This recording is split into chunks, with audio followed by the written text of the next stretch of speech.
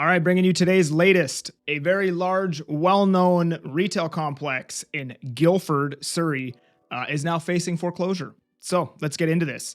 Surrey retail complex owned by Landmark Premier and Senyard facing foreclosure.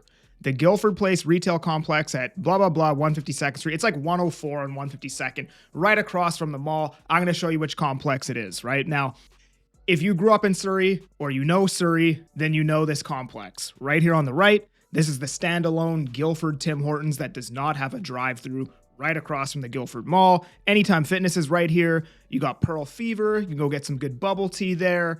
But yeah, this is like a very well-known complex in Surrey. This Tim Hortons has been like the Surrey Tim Hortons for a very long time.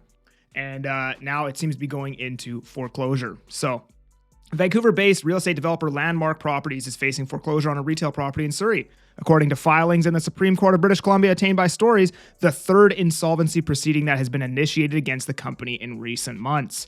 The property is the retail complex in Surrey, directly east of the sprawling Guildford Town Centre shopping mall. The retail complex spans approximately 3 acres and is called Guildford Place. Guildford Place is held under Guildford Mall Holdings and beneficially owned by Landmark Premier Properties along with Senyard Investments under Landmark Senyard Guildford Properties Ltd. The property transacted for $38 million in April 2018, but it was unclear if it was to Landmark Premier and Senyard.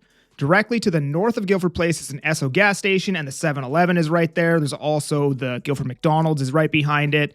Now talking about the foreclosure itself, the foreclosure against Guildford Place was initiated this week on April 28th by Brilliant Phoenix Mortgage Investment Corp., also known as Phoenix Mortgage, and an individual named, not even going to try to say that, pertaining to a mortgage the two sides entered into in October 2023 for the principal amount of $5.5 million. So it was apparently purchased for like $38 million, yet they're getting foreclosed for an amount owing of only $5.5 million, which is super interesting. The guarantors of the loan were Landmark Premier Properties, Senyard Investments, Senyard blah, blah, blah, blah, blah.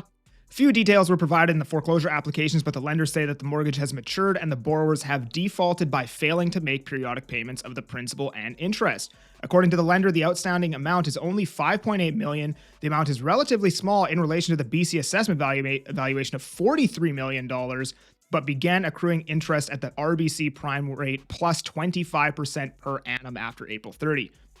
The lenders have applied for an order nisi foreclosure that confirms the debt and sets the redemption date by which the borrowers can pay the outstanding amount to halt the foreclosure, as well as an order for conduct of the sale would allow them to sell the property if the mortgage is not redeemed. The foreclosure against Guildford Place is now the third insolvency proceeding that Landmark Premier Properties was involved in. The first insolvency, as reported by Stories in January, was pertaining to the Sean Oaks project located in Vancouver on Oak Street, 3.2 acre property where Landmark was planning 3 buildings with a total of 600 residential units and a childcare facility. The property is placed in a receivership in February with the developer owing $72 million to Trez Capital and $27 million to Peterson Group.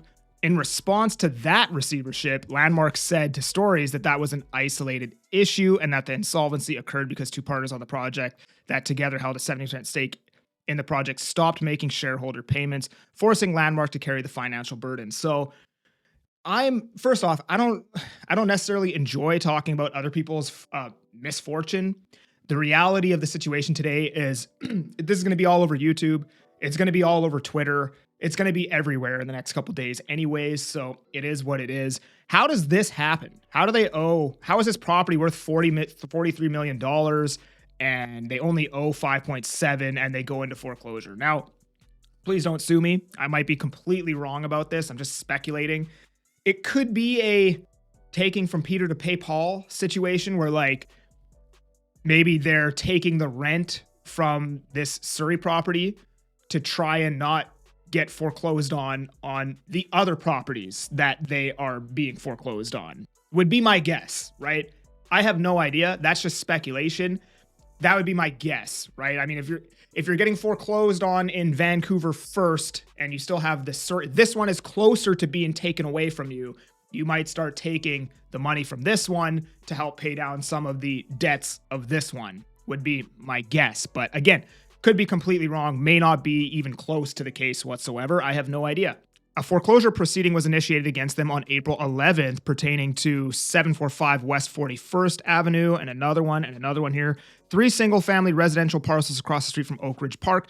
the foreclosing lender, Lanyard Investments, and City Mortgage Investment Corp claims they are owed $15 million. So they're owed 28 plus 72 plus 14 plus 5. It's like $120 million outstanding, roughly.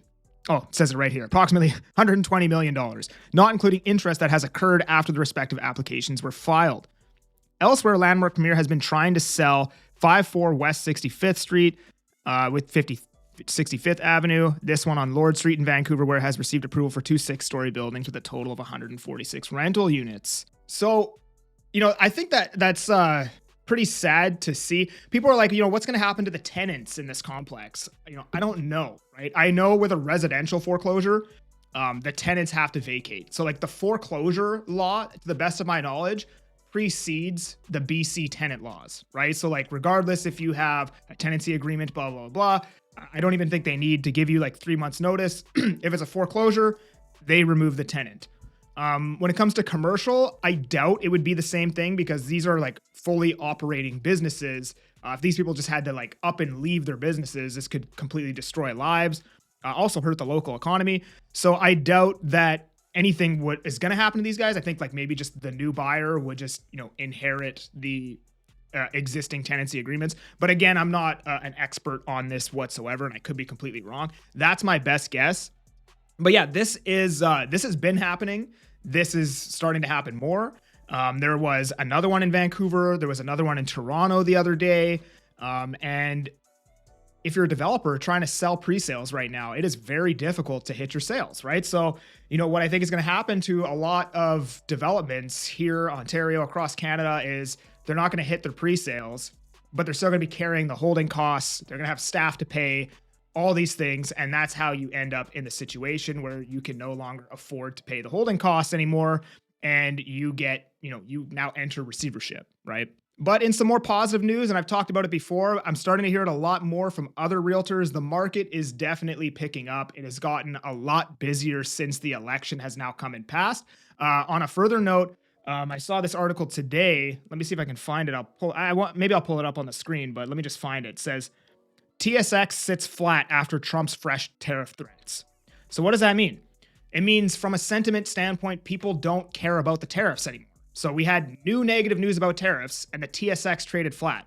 That means people do not care about the tariffs anymore. So the tariffs are going to have to actually do something negative for us to care about them, right? We can't just talk about them being negative anymore. That doesn't do anything to the market. Now we actually have to see the tariffs do something negative, which may not even materialize because we could come to an agreement. This could all go away. The dust could settle within the next 3 to 6 months. And maybe we never really see any negative effects from these tariffs.